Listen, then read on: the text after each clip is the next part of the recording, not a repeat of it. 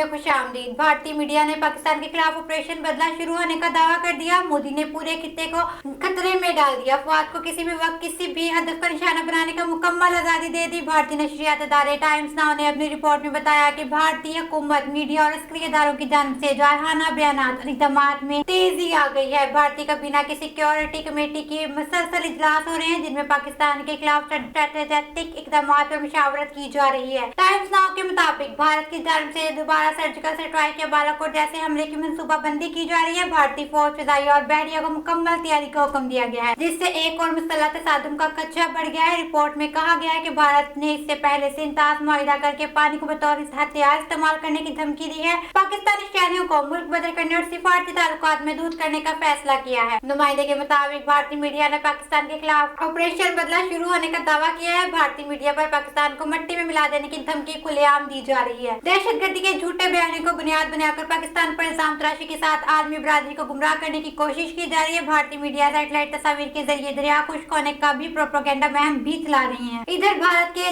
जंगी तैयारों पर पाकिस्तान की हुकूमत और अफवाज ने किसी भी सूरत हाल से निपटने की तैयारी मुकम्मल कर ली है। भारत की पाकिस्तान दुश्मन पॉलिसियों पर आलमी ताकतें खामोश हैं।